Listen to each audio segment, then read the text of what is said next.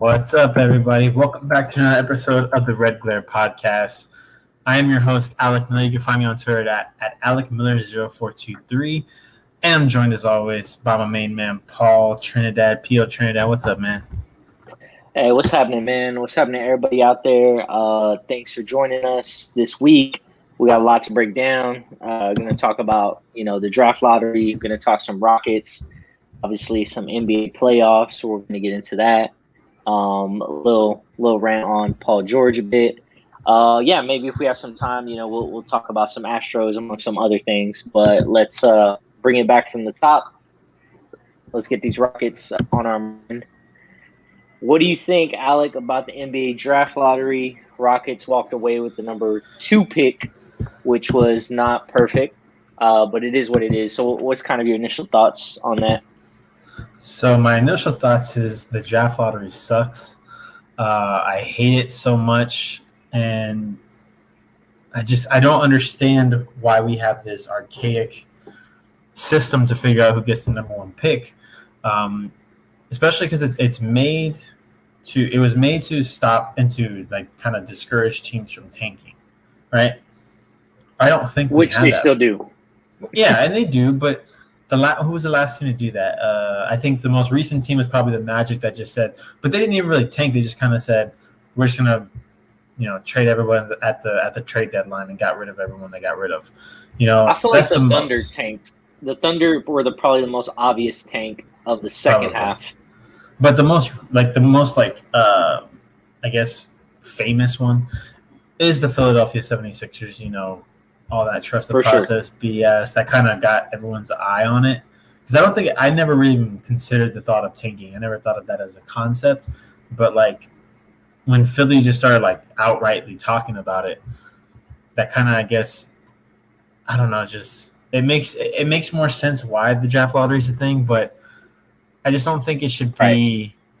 You shouldn't punish teams that's one team out of every year. So it's gonna happen every year. The NBA deals with it too, but it's not killing the game. I don't think tanking. It's not ideal, obviously, but Philly showed that if you do it a few times, it helps your team, and now they have a top tier team over there in Philly. I just don't see why it needs to be happening still. You're kind of punishing teams and you're rewarding teams at the same time. Cleveland just got the 3rd pick, right? Yeah, they got the 3rd pick. So it's and they've been in the top 3 or 4. They somehow always sneak into the top 4, top 3, which is wild to me, even though they're not the worst team at the time. But it's such a badly run organization. They're always going to be picking. Exactly. Same as Detroit. Detroit a little bit doesn't hurt as much because they were the second worst team. So it's okay, you were close, but at the same time, the first thing I thought when they got the number 1 pick is Cade Cunningham's career is going to be not ruined, but going to be set back a lot. Yeah, absolutely. Just like we see with Zion in New Orleans. Even if Cade is as great or as explosive as Zion, he's still going to be in Detroit. Yeah, man. Zion should be in New York right now. Let's be honest. Zion should be in New York, not scrounging his career over there in New Orleans. And right. I have family in Louisiana that were born in Louisiana. I'm I'm a New Orleans fan, so I love New Orleans. And I don't want to say this about them, but dude, they're kind of a really bad organization. And they're wasting 3 top tiers. I think 3 potential superstars' careers being over there, whereas Zion could be over there in New Orleans, man. In New York, killing it, becoming a box office star. We would have seen way more Knicks games on ESPN if Zion was there. And because you have this archaic thing called the draft lottery, You screwed over 2 people. You screwed over the New York Knicks and you screwed over Zion Williamson. So it's dude, you're not helping anybody with this thing. Yeah, and just to add to that is to me, I don't know, maybe most people think it is a draft lottery, But to me, I don't really think it's a draft lottery anymore. I mean, they're not actually, picking balls on TV for every pick, and this isn't like the lotto. It's literally the commissioner or the assistant deputy commissioner, or whatever his title is, just kind of flashing these cards in front of the screen, in front of the screen, and like, I don't know if you noticed, like right before the Rockets got picked as a second one, he kind of like prematurely lifted it. And at that moment, I was like, damn, that looks like a Rockets logo. And it was, I'm not saying there's anything suspicious about that. But for me, is like, I almost think that they kind of sit at a table and they're like, all right, who's going to go where and what makes sense? It's very possible, man. Like, yeah, man. I mean, why do we think this is random? How are they doing it on a computer? Like just random generation of a list? You know what I mean? Yeah, because like back then it was literally the ping pong balls, but I believe it was like the worse you were, the least amount of balls you had in the right thing. So that's why they would say you have a 14% chance not of getting picked, but of making it all the way to the end. So the fact that they do this, it seems like it's a cheap way to get people to watch some kind of NBA related content over on ESPN. Yeah. But even then, it's only 30 minutes. Like you said, there's nothing being pulled. You're just You're kind of just there listening to everybody talk about what could possibly happen. It's like when things are a draft lottery, like you said, quote unquote. Like, what is there to discuss? It's basically all chance. Like, there's no like actual science to what they're discussing. They're just like, and really the majority of the teams that they talked about were OKC. They talked Golden State. They talked Golden State basically. Right. So it's like they just spent the whole time talking about Golden State, and then all of a sudden I'm getting the first the first 10 picks being announced. Like, where did this come from? Yeah, exactly. Like, why is there its television show? Like, the TV show doesn't add transparency. Maybe they do it to give the illusion that they're being more transparent. Yeah. I'm not sure. I honestly don't know what it's about. Shout out to Akeem Olajuwon, for being part of the Rockets night and kind of being the representative. There's obviously like competition between teams, like based on the reactions of people like Akeem or Ben Wallace or the front office and whoever they send. Like, you can kind of see there is some competitive edge. So I think that's true. I don't think those people know, but I think in some ways it is preset. I think it's preset at least a day before. I think the NBA kind of thinks of some of the ramifications of who goes where. I'm not sure what the angle is by Cade going to Detroit. I mean, maybe they're trying to think of, the Pistons back in 2004 and kind of reviving something there. Who knows? Who knows why it's selected that way? But back to your original point, I do think it's archaic. I do think there should be more transparency, and I just want to make sure Adam Silver's not, picking whoever he wants to what team. I just don't think that's fair. I mean, the NBA already has its own agendas. It can feel like at times, but at the end of the day, everything being an agenda doesn't allow enough random things to happen in the league, and it doesn't make it as fun. So overall, going back to the Rockets results with the number 2 pick, I honestly felt like it was Cade and then everyone else. So I'm definitely disappointed. There's no second player, whether that be Suggs or Green. They just don't make it up for me. Like, they don't feel as wholesome as Cade. I'd be happy to have one of those guys. I'd also be open to trading the pick if it comes down to it. If there's a way better, plan out there. But at this point, as far as actual pick, I'm a bit disappointed and just kind of waiting to see what Rafael Stone does from here. Yeah, for sure. So give me 1 second. There's a few things I wanted to kind of touch on. Like you said first, the whole Adam Silver thing. I would love for the draft lottery to be totally scrapped, but if you have to keep this going on, do the ping pong balls again, man. I think that helps at least a little bit of the like excitement for fans that are watching. I don't want to watch just a little short episode of SportsCenter and then 10 picks being read off, and then another short episode, and then a commercial, and then you come back, and then the rest. Yeah, like you could literally go pick by pick, and while you're doing the pick by pick, you can be running down some of the draft prospects. Like think about how many people probably don't even realize who these guys are. Like the NFL draft is probably, in my opinion, one of the more exciting. It's literally the only draft that people actually care about, I think. Hell yes. Like me personally, I don't really give a shit about the NBA draft. The reason I'm so like tied in now is because the Rockets finally have a first round pick. That's why I never really cared about the NBA draft, because it was just one. It's too random.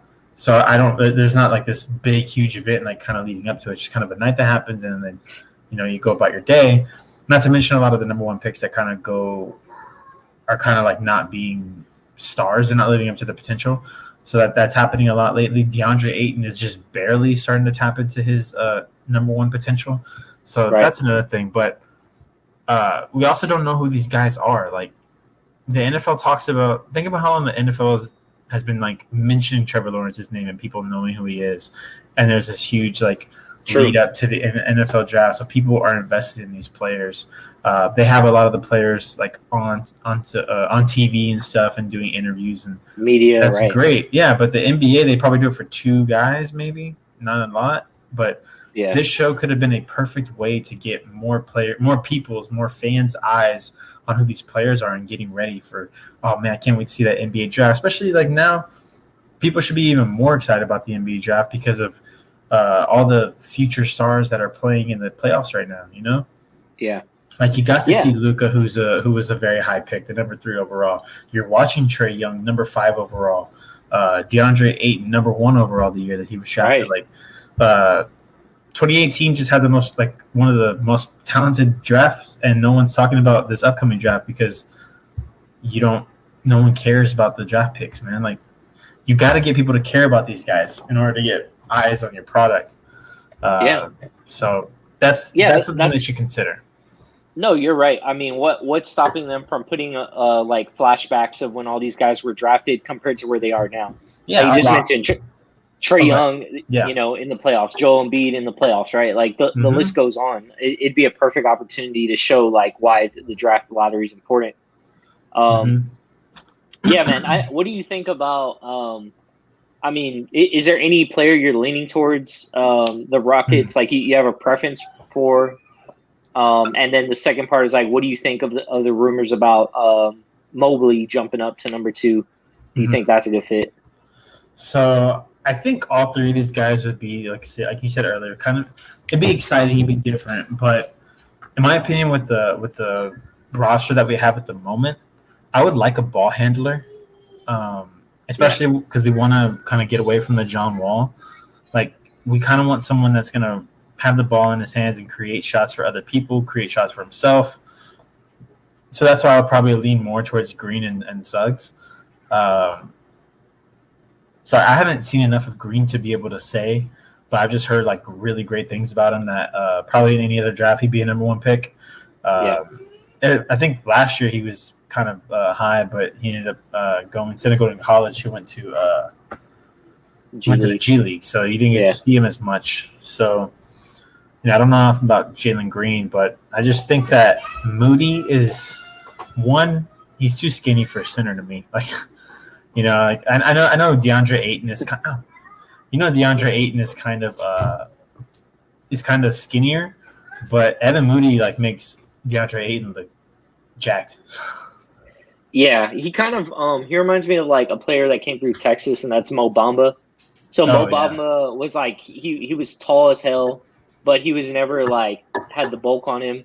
He could shoot threes and he could do all this dynamic stuff in college, but now in the NBA he's barely getting into his body and he's struggling, man. And he also plays for the Magic, so there's that factor as well. Yeah. But the whole point, like you said, is like I kind of want like a floor general at least, and maybe one of these guys doesn't play out, but.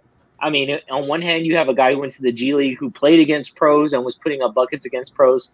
Yeah. And then you also have Suggs who, just had a phenomenal year and he played at the highest level as well. So I feel like, it'll probably come down to Steven Silas's what he wants to do going forward, who he kind of sees that bond with.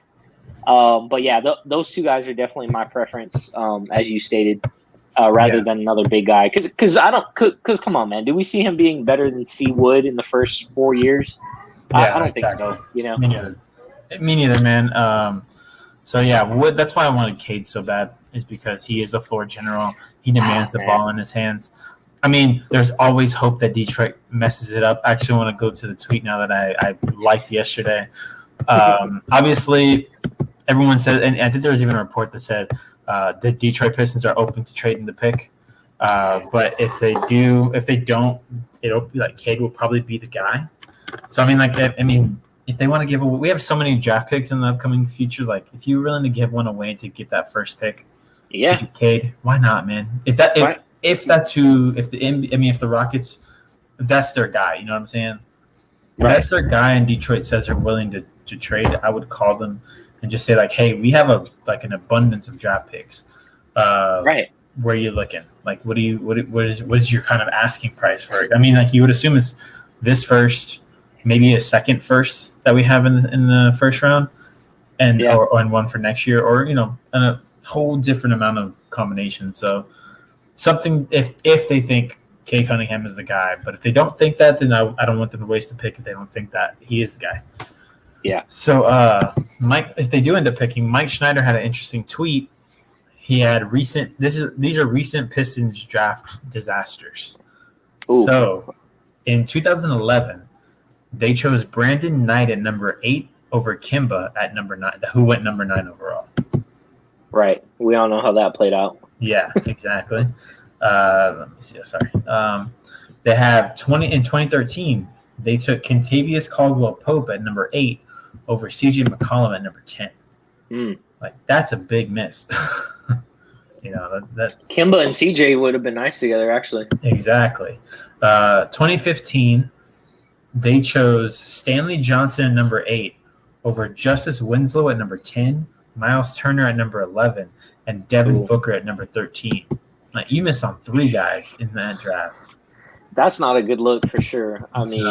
Even 2 of those guys are much better. So, like, Winslow's not great, but I mean, Miles Turner and Devin Booker, damn. Yeah, man.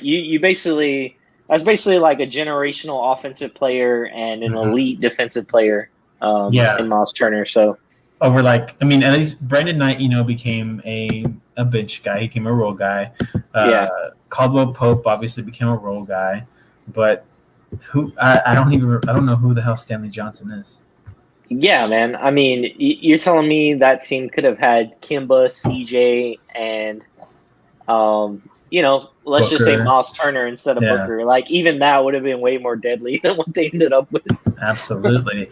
Then in 2016, they took Henry Ellenson, who I've never heard of, at number 18 over Karis LeVert at number 20. Ooh, yeah, man. They just must not know how to evaluate guards properly or something. And, like, some of these, like the Booker one, okay, because, he was taken at 13 and they chose at 8. So there were 5 other teams that also missed out on Booker. But when you have, like, one pick difference, 8 and 9, like, you could have had Kimba. There's no denying that. Like, it's tough. And you can't get it wrong like 4 times, right? Like, exactly. Like, these are like 4 separate examples. Oh, I got one more. You ready for this one? Oh man, oof! I don't know. In 2017, they took Luke Kennard at number 12 over Donovan Mitchell at number 13. Man, that's gotta hurt. Luke Kennard, that's not even on the team anymore. He's in LA. That's wild. So you're telling me Devin Booker, Donovan Mitchell, Karis LeVert, and CJ McCollum. Now, I'll leave Kimba out, but that's 4 shooting guards.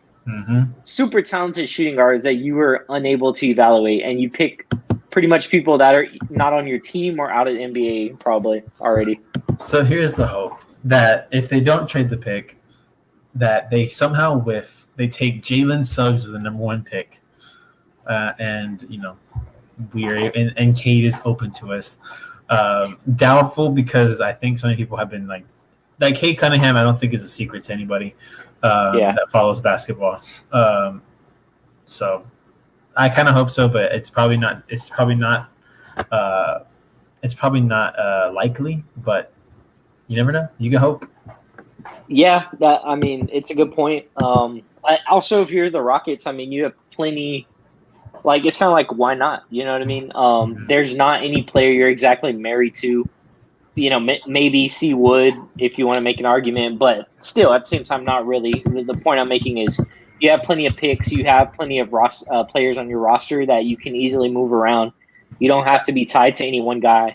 I mean, I doubt Detroit even wants Christian Wood back. You know, it might bring them too much shame to give up assets to get him back. So, yeah, man, if I'm the Rockets, like, I'm more than willing to, like, take a risk. I mean, you kind of have a full palette of different options you can do.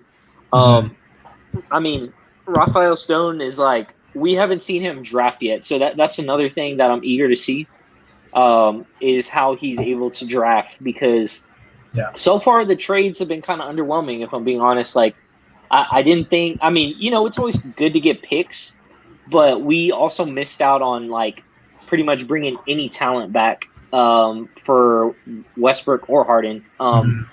So, yeah, the picks are nice and long-term and future, you know, that's all great. But, I mean, if you would have told me, like, we were trading James Harden for picks and, like, Kelly Olynyk, I don't know, man. I would have been really disappointed, you know, considering the names we heard, Karis LeVert, Ben Simmons, you know, hearing these names float around and to just end up with nothing.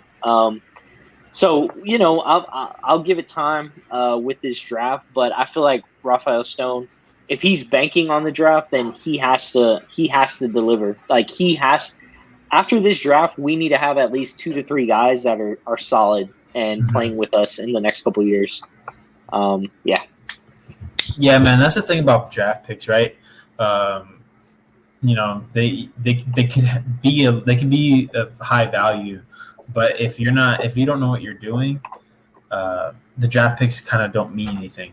Take it from someone who plays Take it from someone who plays NBA 2K all the time and does franchise mode like through 10 years or whatever. I used to go the route of trying to stockpile as many draft picks. I thought they were more valuable than anything. But guess what? If the player doesn't turn out, it's kind of a waste. You can have however many draft picks you want, but if you don't know how to evaluate talent, then those draft picks mean nothing. So Rafael Stone, in my opinion, has a lot to prove here. And Steven Silas. I know Silas didn't make the trades, but you need to be involved in that pick. I mean, I think to me, we're always gonna Silas is always gonna be synonymous with Luka. Like, you were you knew that Luka was the guy, even though he got enough to where y'all literally traded up to go get him. You traded up 2 spots because they traded up from 5 to 3 to get Luka Doncic. So you've shown that you have an eye, but can you do that here in Houston, where, I mean, we have some decent draft picks, man. Right. We've had Akeem the Dream. We had Steve Francis. We had a whole bunch of people, man. Like, not Steve Francis, sorry. But like, Yao, man, come on. Like, all these draft picks, Kenny the Jet Smith, like, so many, like, top tier talent that was drafted here in Houston. You have a lot to live up to. So maybe that's what Daryl Morey didn't want to draft in the first round. Yeah, maybe he didn't want to be drafted. He didn't want to be, like, judged by his drafts. No, it's a good point though. Like, going back to Silas is like, okay, maybe this is a good time for him to make a decision between Green and Suggs, and he needs to pick the guy that he's gonna, like, you know, basically stake his career on, right? Because you're given you basically have 2 options. Nobody's gonna blame you for not getting Cade. That was out of your hands, but it is in your hands to find the point guard of your future, right?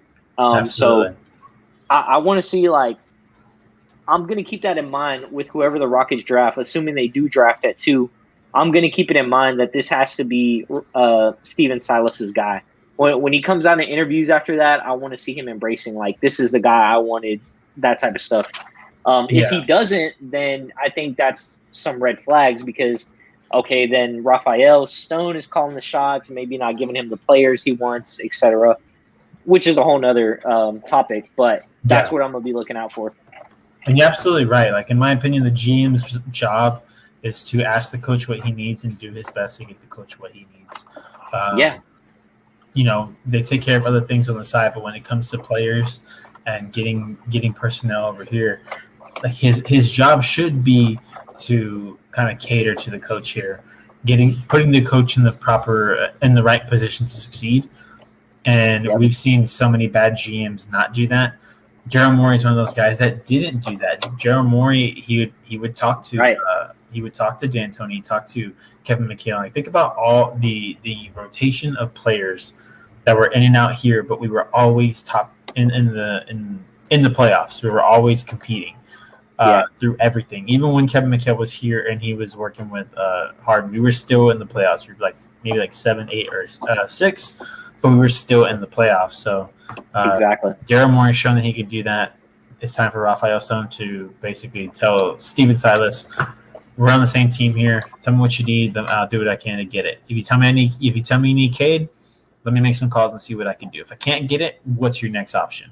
And Silas has to make the right adjustments. I mean, the right reads and evaluations, and figure out if Suggs, Green, or Mobley is the guy he can succeed with. Because, like you said, this will be his first draft pick for the Rockets organization.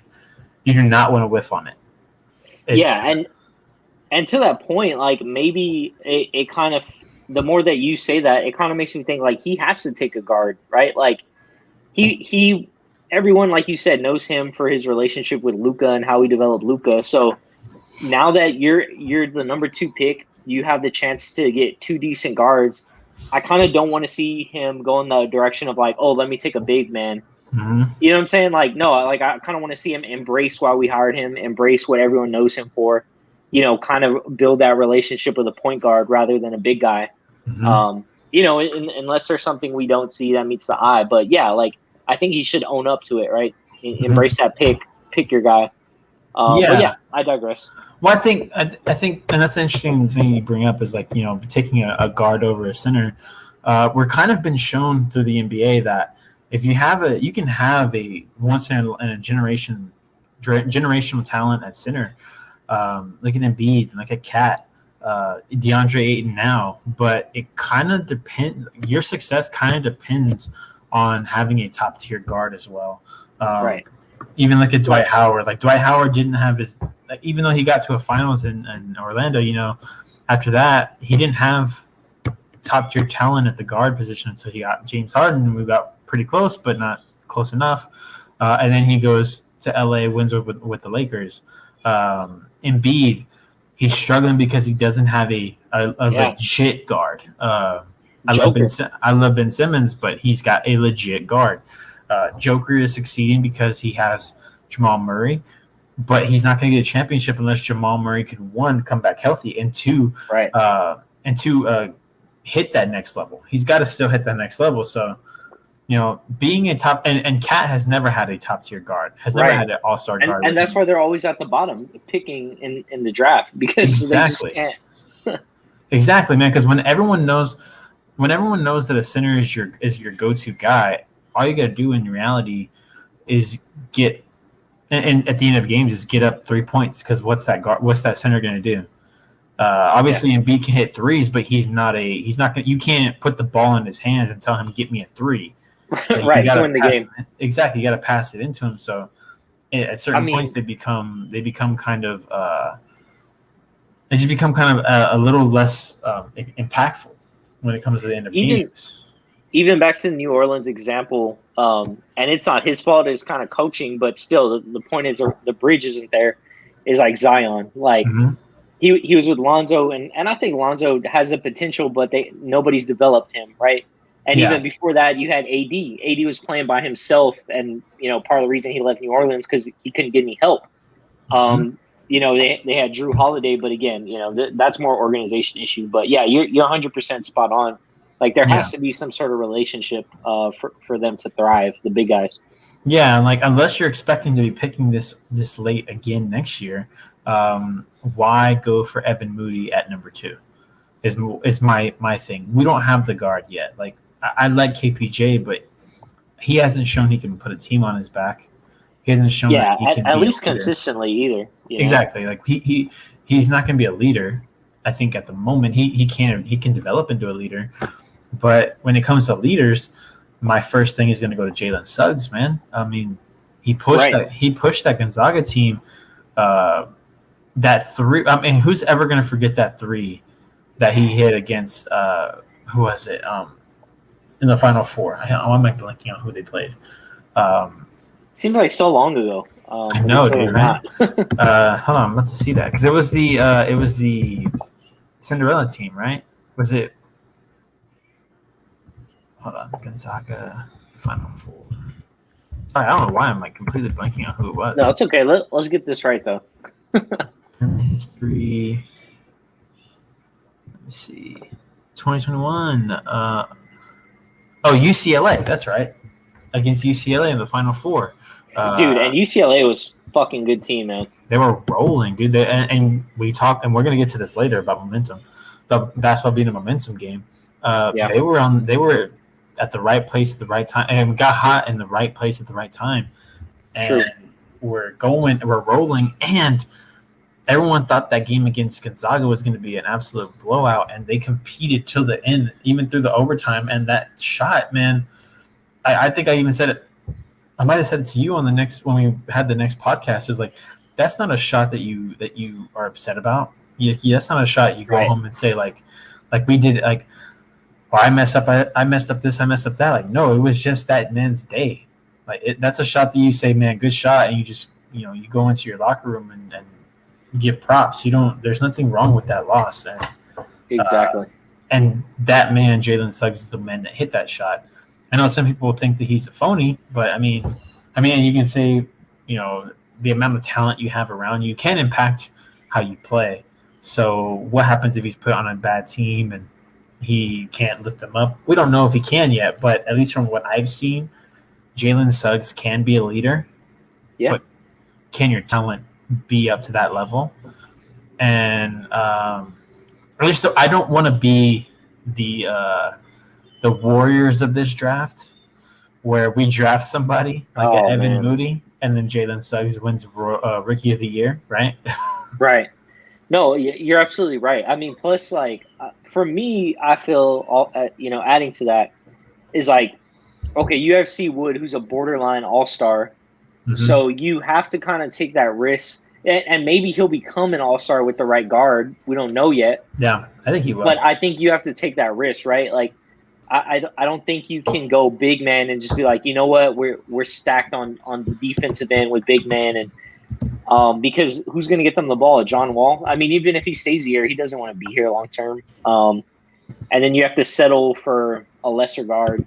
Yeah. But yeah, man, I think like if I just had to, give a gut pick, it would probably be Suggs for who I think they should pick. But I think I should also do my diligence and watch some tape on Green as well to see how he did in the G League this year. And, maybe my next show I'll have more of a, we have time. We have time till the draft, and we'll know who's best.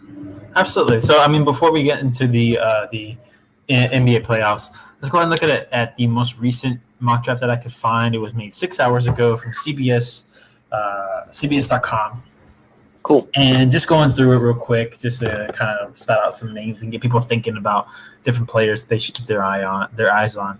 So obviously we know number one, Cade Cunningham, Detroit Pistons. Sucks, but they'll get their guy. But the thing about they'll get our guy. They'll get our guy. Yeah. Cade Cunningham, man, I think he's a generational talent. I think he's an insane shot creator. Like he's got an eye for it, man. So I want to see him over there. The problem is they have no talent there in Detroit, so he's going to be kind of doing it himself. But he could have a Anthony Edwards type year, where everyone knows that. And that's the key, I think, whenever you're drafted to a bad team, is just make sure everyone knows your name. You don't have to be taking the team to the playoffs every year, but just make sure that when they talk about, they can be like, man, the Minnesota Timberwolves suck. But that Anthony Edwards kid, like he's legit, like how that kind of was this year. Bro, I mean, since you said the Timberwolves, it kind of made me think of like Kevin Love at one time. I remember when Kevin Love was on there balling, it's like, man, like they suck, but Kevin Love is like getting those boards and hitting those threes. Exactly. So that's what you want, right? You want to be at Yeah. least the guy that they're still talking about. So Cade can do that, I think. So at number 2, Houston Rockets, they have us going Jalen Suggs, which, like I said earlier, is probably, to me, the most makes the most sense. This one I would prefer. Once again, I got to watch more tape on Jalen Green and see what he did over there in the G League. But I think that's a good. He's second in the position rank because he's a point guard. So Cade's number 1, but he's the second position ranked player for a point guard. And that's the thing, right? You don't want to be picking someone who's at least as long as you hit in that space. Evan Moody, Suggs, or Green. Those are the 4 guys. Get one of those 4 guys. As long as you don't reach for anybody, it's a success. Exactly. Yeah. Just don't Oakland Raiders it, right? Or Las Vegas Raiders. They'll be like, oh yeah, they're gonna go with this crazy player. Like, oh, they're gonna pick Alex Leatherwood from Alabama, who I haven't heard of. Can you drop me this link that you're looking at? Yeah, actually, I'll share it. I'll share the screen so we can take a look at it together. Share screen. Chrome tab. All right, here we go. So you can kind of see where I'm looking at. Right here, number 3, we got Evan Mobley to the Cleveland Cavaliers. This is interesting that they would say this. Jared Allen's on the team, but I think he might be up for free agency, maybe. So Evan Moody here. Go ahead. Jared Allen was balling this year too. Absolutely, man. Jared Allen looked great. He was another one. The Cavs suck, but Sexton and Allen, those guys are legit. So I'm just curious before we go too far. What was Suggs' points per game? Oh, let me see. We have 14.4 points. Okay. Yeah, with 33.7, almost 34% 3-point percentage, which is pretty good. It's not bad. Yeah. Mm-hmm. And then you have Moody, average 16.4 points per game. My biggest thing too here is he's a freshman and he's 215 pounds, man. Yeah. He's 7 foot 215. I don't like it. Like Giannis is bigger than you. Yeah, I feel like James Harden is like 220. Yeah, I don't know. Yeah. When he showed up to camp, he was. So you're going to be outweighed by a lot of guys who are faster than you. So, do you think he could make that jump to power forward in order to kind of be matched up against guys more his size, or because I think either way he's going to get pushed around by the big centers. Like Embiid's going to have his way with Moody, and guys like Jokic are going to be putting spin moves on the dude. Yeah, dude. I feel like this guy he's a couple years away. Is the way I see him. Like, he should have went back. I think he should at least went back for one more year, maybe. Yeah, like one more year, and he might be coming out like the number 1 pick the next year. But I get it. When you're number 3, like you basically have to enter the draft because your stock is high. I don't want to get injured, but yeah, man. I feel like if the Rockets went this route, unless they really see something special with this guy and like a private workout, I just feel like it's putting way too many like eggs in one basket and hoping this guy plans out. Versus like a guard who are a lot more flexible. You could trade a guard more easily. You don't have to worry about the injuries as much. Mm-hmm. God forbid. But that's kind of why I don't really like us picking a center. And not to mention, we kind of have a borderline all-star center forward with Seawood. I think he's going all-star this year. Before he got hurt, he probably he probably would have been in the running for most improved player if he would have been healthy all season long.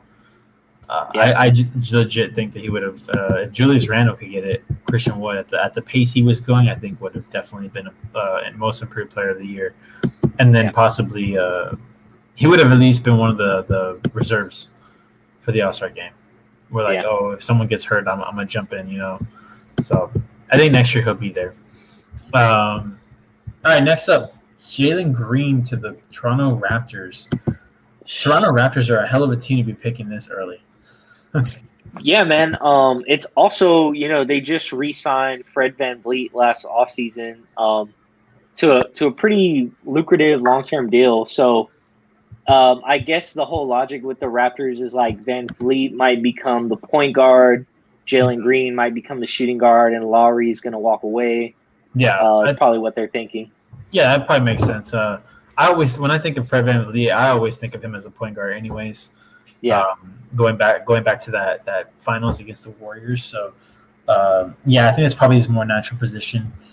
So if they can get him to point guard and Jalen Green at shooting guard, and then you got Pascal at the 4. I mean, it's a nice little lineup they got over there in Toronto, man. Yeah, man, hell of a coach. I think the Raptors will bounce back. They'll be in the playoffs probably next year or the year right after that, but they're still in a good position. Yeah, and this is one of those teams that jumped up. I think they were projected at 11 or 10, and they jumped into the top 4. That's what happens with the draft lottery, right? Yeah. You all of a sudden think that you're picking around like 10 or 11, and you jump up to 4. It's wild, and obviously that's when you love the draft lottery, but you don't love it whenever you're the team that got kicked out of the top 4. I think OKC got kicked out of the top 4. Yeah. So I feel that. Sucks to suck. I'm glad OKC didn't get it, by the way. But yeah. Absolutely. Same me too. All right. At number 5, Orlando Magic, Jonathan Kuminga. I've heard really good things about Kuminga. I just don't think that Orlando is a good place for anyone to go. Yeah, no, I completely agree. This guy will probably light it up and eventually be traded after like 3 years. Yeah, exactly. Number 6 to Oklahoma City, Scotty Barnes, small forward, Florida State. This is a good pick. I like Scotty Barnes. Don't know too much about him, but I do know that what I saw in the tournament. So he looks good. He looks like a good number 2 guy, I think. Yeah, and Davion Mitchell's coming right up, so this is like convenient to talk about. I wonder if any of these teams are going to reach for Davion Mitchell, just because of the kid he's fucking great, Davion Mitchell, but just because he got a lot of screen time with Baylor, I just wonder if one of these teams is going to try and reach ahead of time to get him. I mean, if it is, it's going to have to be the from 4 to or from 3 to 7. It could be Oklahoma OKC, City, right? I just don't think OKC will go them because Shai Gilgeous will go with Davion Mitchell. I think they're set on Shai. I think they expect him to be their kind of like their future guy, the guy that stays. Yeah, their guy that stays with the team for a long time. So that's probably why Davion Mitchell falls to number 7. Otherwise, he probably would be number 6 because Davion Mitchell, I think, is legit way better than Scotty Barnes. But because it's not necessarily a need they have, and even though it's not a need for the Golden State Warriors at the moment, Curry is a free agent, so I can see why the person making this mock drafts would legit would have Davion Mitchell right there, taken by Golden State, because if Curry walks, Davion Mitchell's a hell of a guy to have replacing him. Yeah, I mean, also Curry is, I think, like 32 or 33 now. It doesn't seem like it, but these NBA stars, like, their careers go by fast, so they definitely need somebody up next. Yeah, absolutely. All right, so at number 8, another Orlando one that is unfortunate because I like this player a lot, Moses Moody. I hope he doesn't go here. I hope he goes somewhere else because Orlando is where careers go to die. Moody balled out in the tournament, man. Dude, he is great. He comes off as scrawny, but that guy can ball. He reminds me of, and I hate saying it because I don't think he's that guy anymore, but like Patrick Beverley when he was here in the Rockets. Like he's gonna fuck with you all game long. You're gonna hate it, but at the end of the day, you're gonna be like, dude, like crazy, like legit good shit because he's so good. He's so like he's a pest. He's just annoying on the defensive end, and that's something that you want in an NBA player. Look at Campaign. Like you're seeing it with Campaign, so that's a good guy to have. But I just don't want him to go to Orlando or to this team. Sacramento taking Keon Johnson at number 9. Look at De'Aaron Fox is kind of dying over there in Sacramento. I don't know what that team is doing, but Keon Johnson, Tennessee. I don't know much about him. So do you have any thoughts on him? Yeah, Tennessee's a great team. Like the reason I kind of keep up with Tennessee is because University of Texas former coach is Rick Barnes, and he started coaching there, and exceeding well. But Yeah, man. As far as Sacramento, I'm in that same thing. It feels like they're always in this spot every year, just kind of around that 6 to 10 pick. Mm-hmm. Taking another guard. We saw Buddy Hield. Saw with De'Aaron Fox. Man, I don't feel great about him like excelling there, but Yeah. I could understand why they're taking him. Yeah, for sure. Then you have Trey Mann here, number 10 to the New Orleans Pelicans. Interesting. I think he's a good back. Yeah. He'll be a good backup to Lonzo for sure. And Trey Mann, I think he is maybe like a year or two away from hitting his potential, I think. Yeah, I would like this pick, honestly. Like, that's a good note there. They say, like, he's shooting like 40% from the three, so that would be a big boost for New Orleans. But, yeah, like you mentioned, it probably would take a while to get him some solid minutes. He'd probably have to wait a year at least. But, yeah, I mean, if New Orleans is competent, they would be lucky to have someone like Trey Mann go to them. Yep. All right. This is a guy I know nothing about, number 11, Josh Giddey. I don't watch any Australia basketball, so I have to look up for him.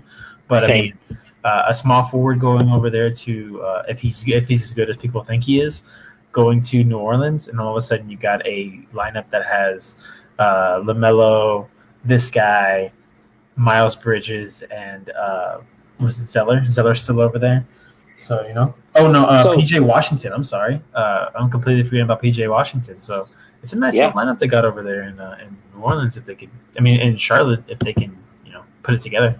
Maybe Charlotte wants to trade up too to get what's his face at number 9, or who was that small forward we were just talking about at the top? Scotty Barnes.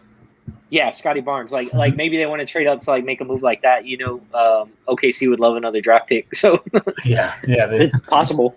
That's all they do is collect draft picks. At number 12, another guy I don't really know much about because I didn't see him in the tournament. Isaiah Jackson, power forward. Number 13 to Indiana Pacers, Franz Wagner. And this is a guy I know a lot of people aren't excited about, but I think going to that team would be great for him. Agreed. He would just be a 3-point guy, a 3-and-D kind of guy. He doesn't have to put the team on his back like he had to do in Michigan. Right. So, yeah, it'd be a good place for him. Karis LeVert's going to be, I think, 100% healthy next year. You got Miles Turner. So it's a nice little team, and Franz Wagner, I think, is a good role player that could fill a need, and could possibly become more than that. Well said. At number 14, you have a center, Alperen Sengun, another guy I don't know anything about.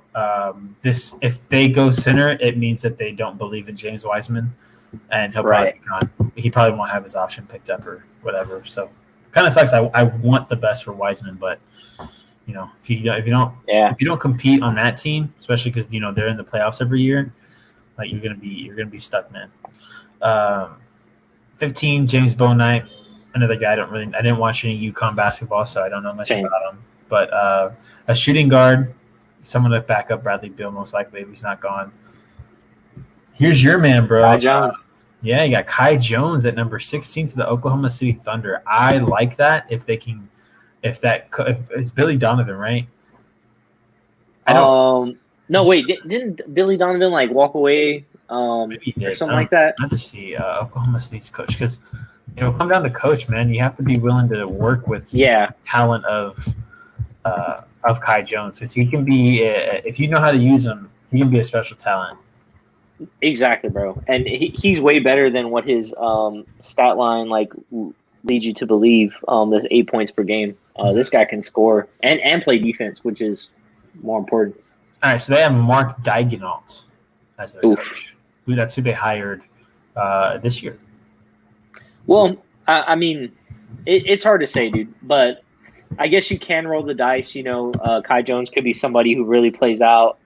Also, if he's working around other young talent, it could be beneficial. But yeah, man, it's just hard to see a direction with OKC right now. We basically know them as the team with all the draft picks, so we gotta wait and see, I guess.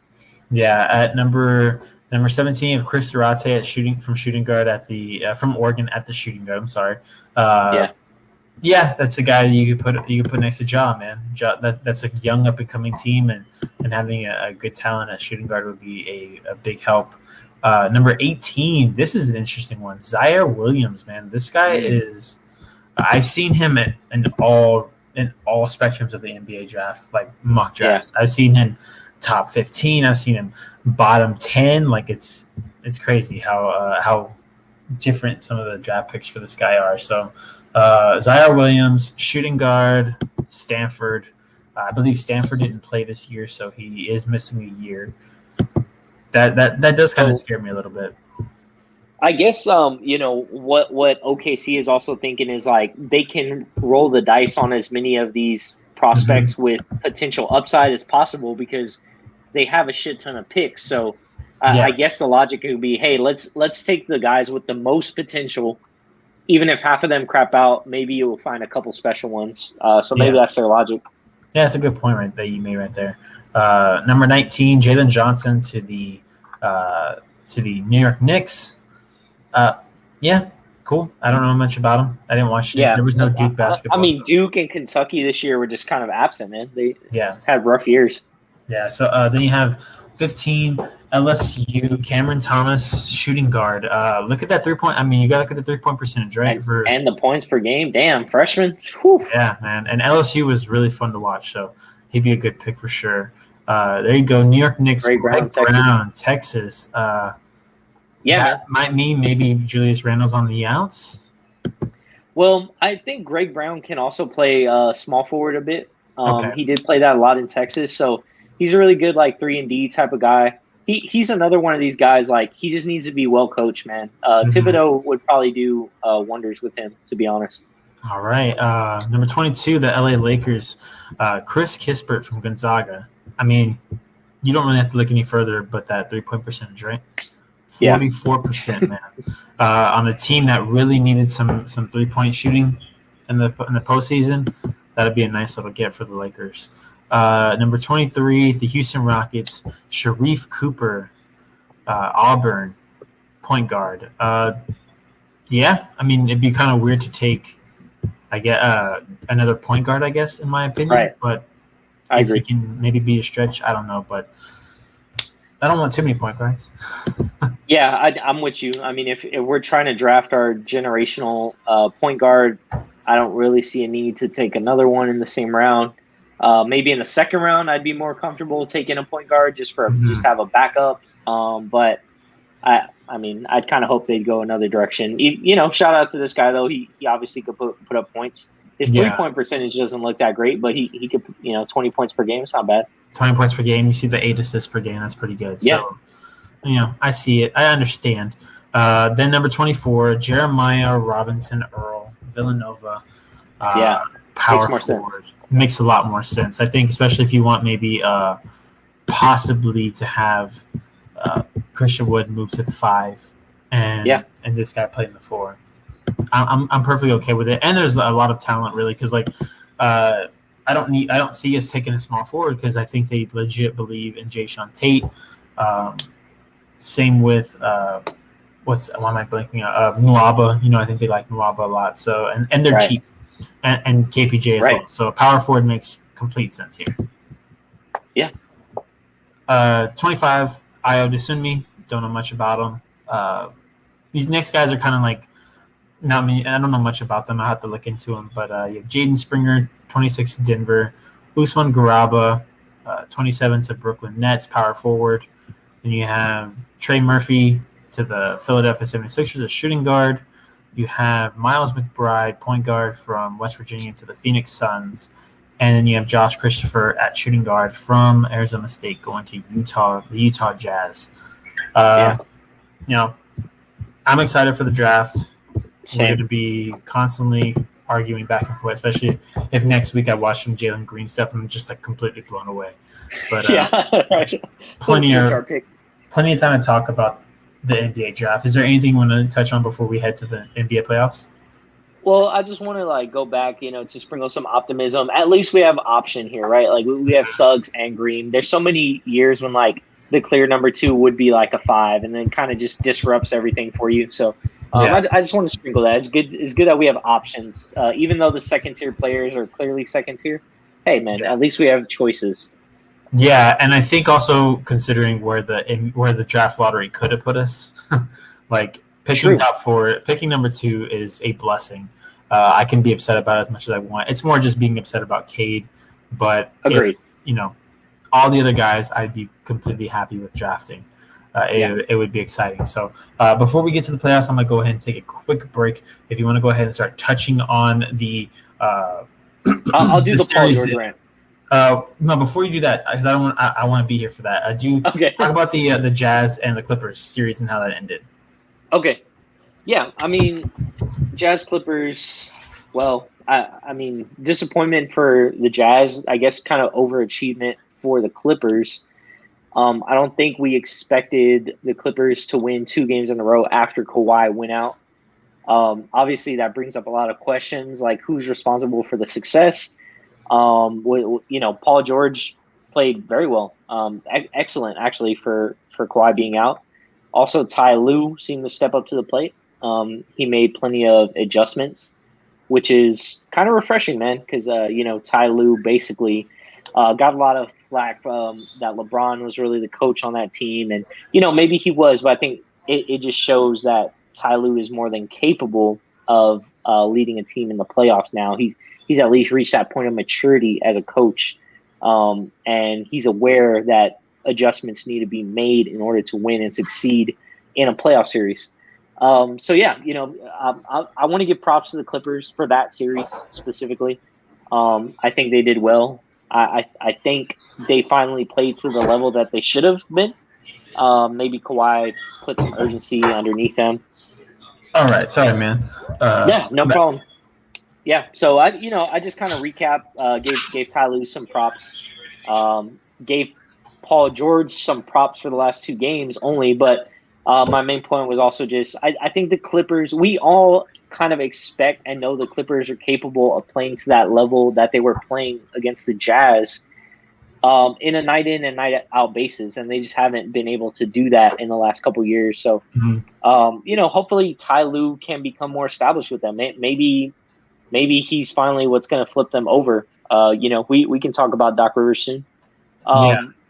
But yeah, any thoughts on the Clippers or Jazz specifically? Right.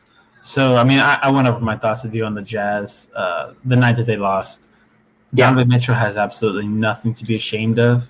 The man put everything on the line. And I think it was extremely refreshing to see that in today's NBA, to see someone who you could tell he was hurt from the very first game that he played. You could tell, and you can even see the moment when he got re-injured. Yes. And he still went out there. He didn't complain. He didn't miss any minutes to do, and dude consistently put up 40 points a night. I think the problem that they have is a defensive player of the year, Rudy Gobert. He is a great – the reason why he's defensive player of the year every year is because he's 7 feet tall and he's a big man, and you play more team. You don't just play the top-tier teams that you play in the playoffs all year long. You play some really bad teams, so you got a bunch of bad players that are driving to the basket and not realizing, oh, shit, Rudy Gobert is 7 feet tall, and the man is huge. To me, he's not the defensive player of the year. Like Ben Simmons is the defensive player of the year because he does way more, I think, defensively than just being tall. Because as soon as Ty Lue was able to saw what he could exploit with that man, that's exactly what happened. Right. They completely neutralized Rudy Gobert, and I think that's kind of was the problem. Donovan Mitchell was never the problem in the end of the series, I think. It was the fact that Bogdanovich didn't show up when he needed to. And you let a lot of those guys. Yeah, and another thing, he was, even though Donovan Mitchell's not known for defense, his defense was even kind of worse because of his ankles. So, true. Donovan Mitchell put everything out on the table, and I think, in my opinion, came out a superstar without a doubt. Yeah, I mean, he fought to the end.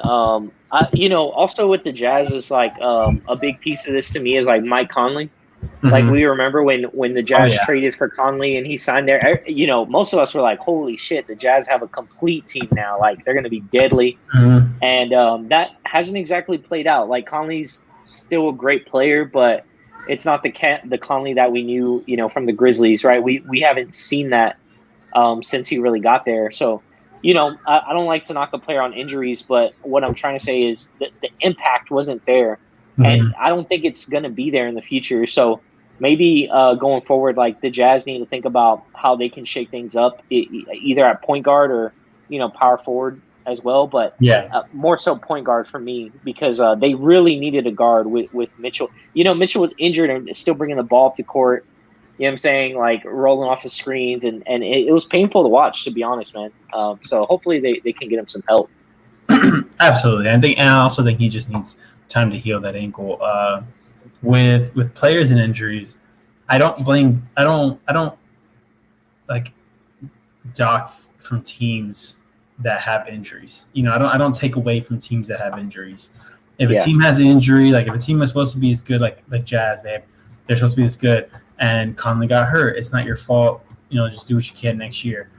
It's players that get injured, and especially in like the most like important moments. Injuries happen to everybody, but the best ability is availability.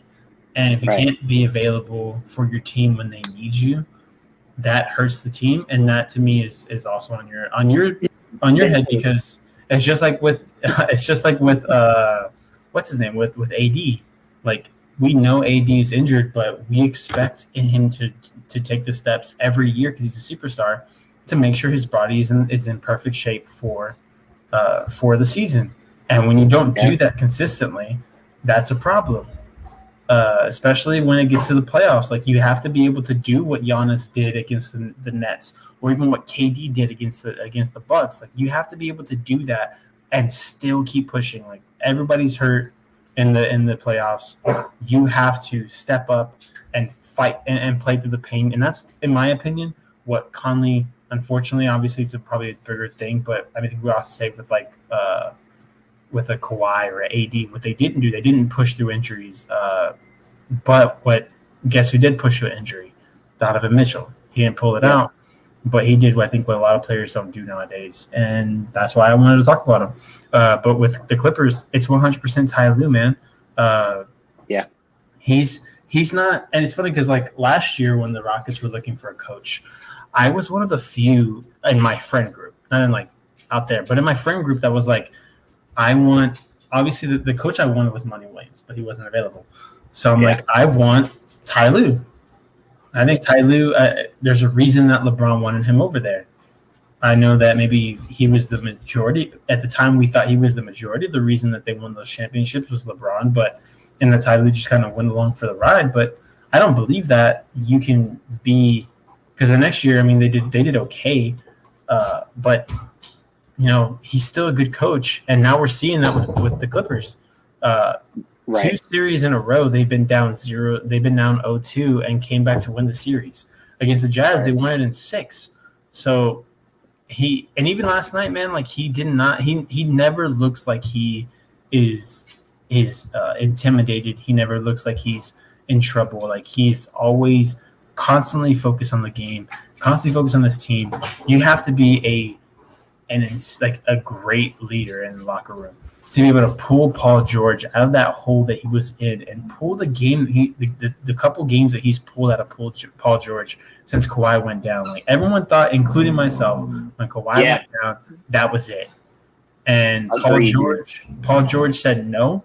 And I think a large part is because of Ty Lue. I think Ty Lue dug down deep inside of him and said, "This is the guy you are. Don't forget it. Don't forget. Remember who you were when you were battling LeBron in the playoffs. Remember when you were leading this Pacers team. Like, this is your team now. Like, just go out there and do your thing." And he's been doing his thing. Sans last night, but that is what it is. You're not going to be perfect every night. So Ty Lue, I think, is the biggest reason that the Clippers are where they're at, and I love Ty Lue.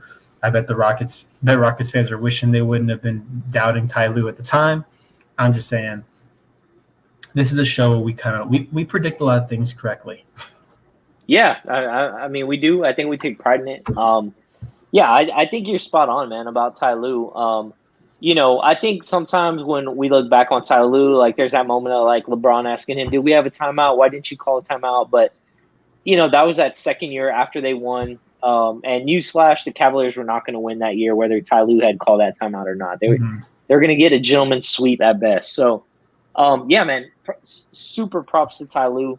he is obviously exceeded what Doc Rivers did just in his first year. He's already got them in the conference finals. And not to mention, like, Kawhi is out. He also, these first two games of the series, he's put them in that position to win. Mm-hmm. You know, Paul George kind of missed some free throws last night, game one. You know, it's coming down to the wire, but Ty Lue has at least put them in that position to excel, to make the plays. They haven't converted on them, but you can't knock this guy. If anything, Ty Lue has overachieved. If the Clippers as a whole have probably underachieved the past 5 years. But hey, man, they made it to the conference finals. I feel like this is probably a goal for them, but I think, you know, the road's probably going to end here. We'll see what Paul George has. He had heart last series, but he has to make something happen this series to not go out just, you know, in a sweep. Yeah. So does your Paul George rant have to do with the Suns? The Suns game?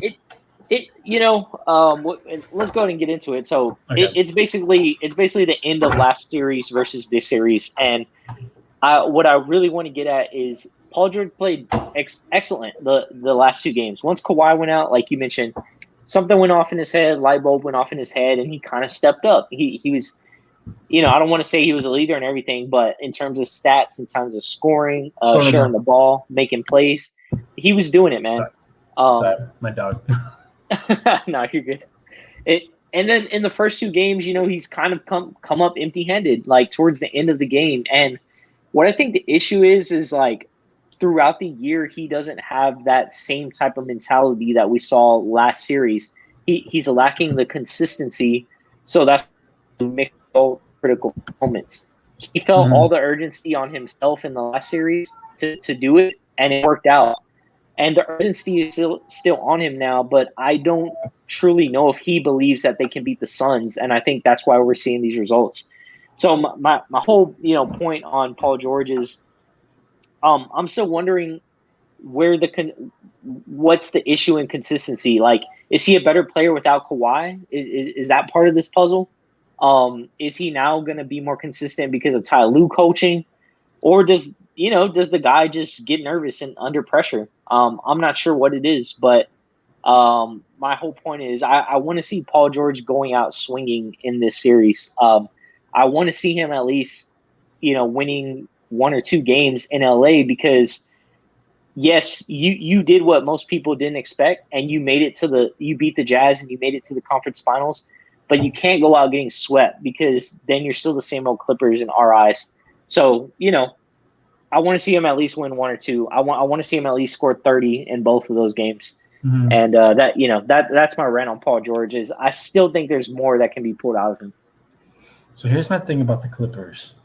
To me, the Clippers will be a failed experiment if they don't win at least one championship.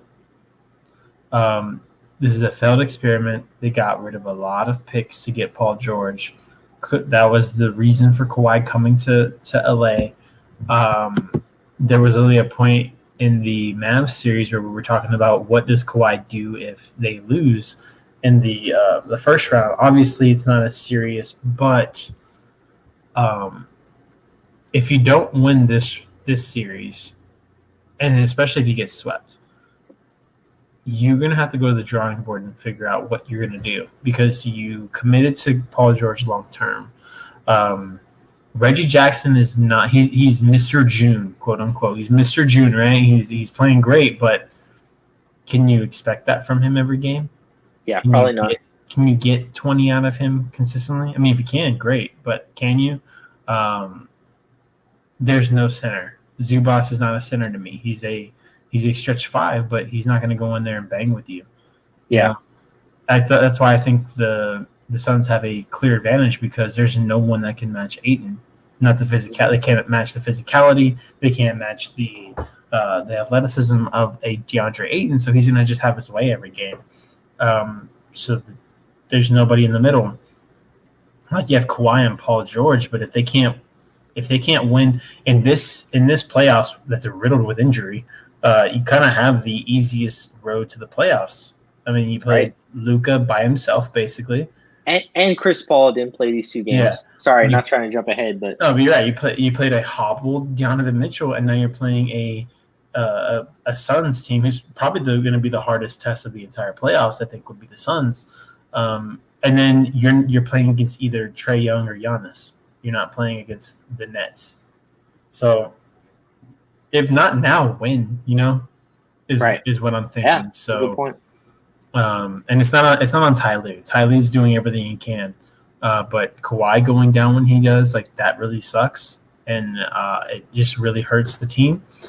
But if you're Paul George and this team is as good as they look with him, with Ty Lue, I mean, why shouldn't you be able to go into LA and win 2 games right now? Is where I'm at. No, exactly. And I think we both picked Clippers in 6. I thought the Clippers would be able to pull one out. You mean Suns in 6? Yeah, Suns in 6. Like, in the correction. Hold on. I thought Clippers would be able to steal last night, actually. And they almost did. But I thought they would steal one on the road. And then I thought they would win one at home as well, was kind of my logic. And then when I thought Chris Paul got back, I thought he was going to kick all their asses and the Suns would end it. Yeah. So, that was kind of my logic there. But you're absolutely right. Like, Paul George has to – I mean, I don't see any reason why you can't win both at home. Like, look, Kawhi is out, but the Clippers have plenty of talent on that roster. Like, they've always been one of the more stacked teams in the last couple years. So you have to be able to scrap something together, man. I mean – the Suns, let me just clarify this right now. I think the Suns are going to win, like, championship this year with the way they're playing. I think so, too. I think they're the best team in the playoffs right now. Yeah, I completely agree, man. I think when Chris Paul – I mean, it's a shock to me that Chris Paul is not playing, by the way, COVID or not. It's just – I can't believe this guy still hasn't been able to touch the floor in the conference finals. But – anyways, I digress on the Clippers. I wanted to give a small update. Looks like there's 5 seconds left. The Hawks are up by 2 on the Bucks. Not exactly sure who has the ball, but looks like they might steal one.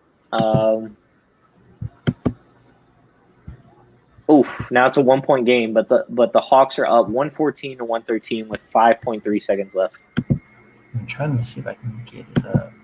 I can't. Damn it. All right, let me see if I can at least get like a play-by-play. 1 second. What are we? Is it on ESPN? Oh, TNT. No, it's on TNT.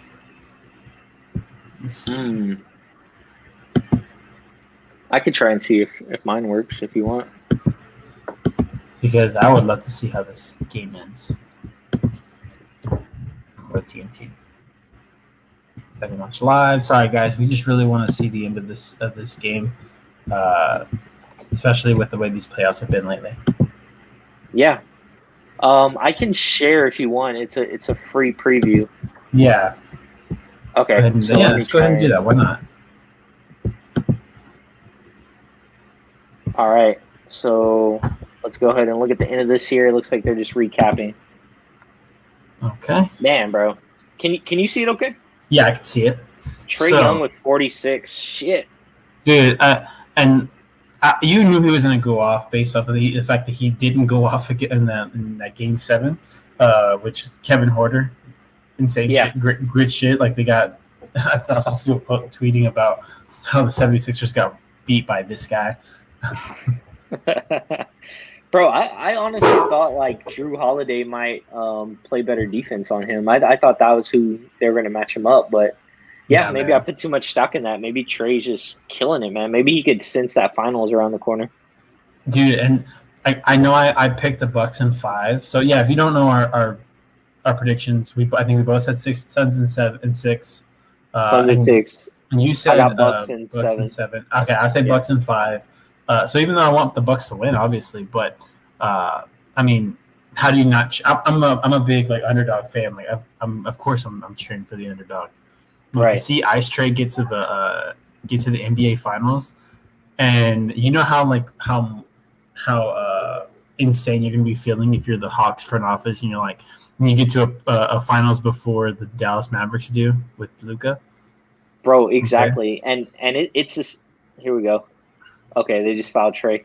Yeah. No, that's an excellent point though. Is like because this offseason we were like, dude, Atlanta looks stacked because they got Rondo. Fuck, I forgot who their signings were, but it was like, man, like the Hawks look real good all of a sudden. Mm-hmm. And it's like it just shows you like Dallas needs to make them same moves for Luka to put him in this position. Yeah, and could you go full screen on this? Yeah. Oh yeah. My bad. Yeah, you're good. Here we go. But yeah, you're right. I mean, one, they had Bogdanovich, who was originally signed with Bogdanovich, right? The Bucks, but I think the Bucks like tweeted about it or talked about it just a little too early, right. And it got canceled for tampering, which I think is BS. Like if it's literally right, it was supposed to be like I think like a few hours before the start of free agency. They tweeted about it and it got canceled because it was tampering. That's fucking ridiculous. Like the NBA needs to make. They also, in my opinion, stop Chris Paul from ever winning a championship because of that trade they blocked when with Chris Paul going to play with Kobe. Yeah, I mean, I don't know if that's a thing between like the NBA and the Players Union because Chris Paul was like the president of the Players Union all those years. Maybe they don't want him to succeed. I don't know, man. But yeah, come on. There's tampering happening every single day in the NBA. Like I think we can all agree on that. Like all these guys have known each other since they're young. You know that James Harden is probably hitting up Markieff Morris right now, hanging out, and the list goes on. Yeah, man. So I think it's ridiculous, but it is what it is. So they have Bogdanovich, Kevin Huerter, who I don't know who this kid is before the season, but he's a really good 3-point shooter. The typical white boy hits the open three, but he is athletic, and I think that what he did the last game was really impressive. But Clint Capella, John Collins, I think is an up and comer. I actually got John Collins on the Rockets in my NBA franchise in 2023, and he's killing it. He's killing it. I also have Curry, which will never happen. But I'm sorry that I'm a better GM than Raphael Stone. I can't help it. Yeah, man. I always go for Curry on my 2K. Like he's automatic, dude. It's insane. Like on the game, he's legit automatic. There's no missing. All right, let's see Middleton. Oh. Bucks game, dude, and this is what Atlanta did in the first game. Exactly, right? Bro. Exactly. So this is what Atlanta does, man. They are, they don't go away. Yeah. At one point, I was looking at it was in the fourth quarter, and there was like 5 minutes left, and the Bucks were up by like 9 points.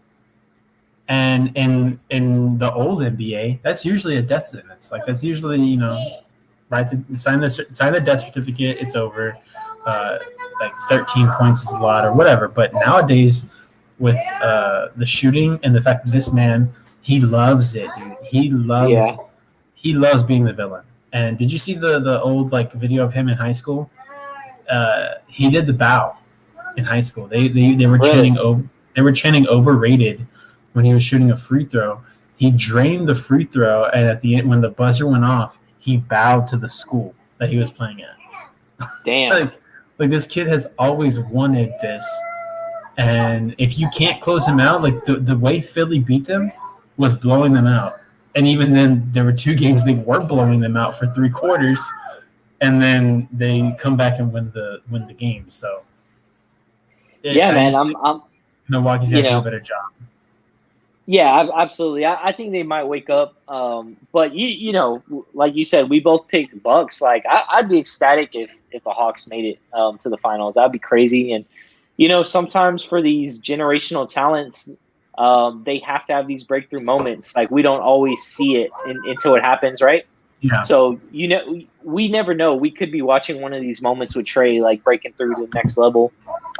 He could be an elite player before our eyes. So. I'm excited. I'm happy for him. I'm still going to stick Bucks. I think over the course of a series, the Bucks might make some adjustments and grind them down. But hell of a game for Trae Young, man. I'm super happy for him. Same, man. Same. So let's go ahead and take this off of the screen. But so cool to see that. I'm happy to see that Trae Young gets the win. And I mean, like this is what I know everyone was like in the beginning was getting mad about these injuries in the NBA, but to me that's a moot point. You shouldn't be arguing about the NBA with the injuries. They had to make their money back. The players agreed to it. There's not like I know people want to be like NBA shouldn't have been doing back-to-back as many back-to-backs as they did.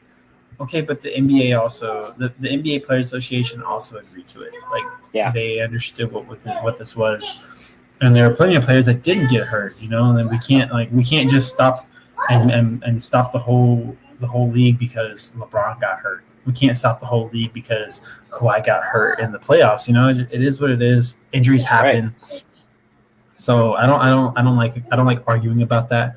But in terms of playoffs, like I feel like this playoffs is showing that it doesn't matter it doesn't matter what household name is in the playoffs. If you can put together exciting games like this that we just saw, like people are gonna watch. And we have to get out of this.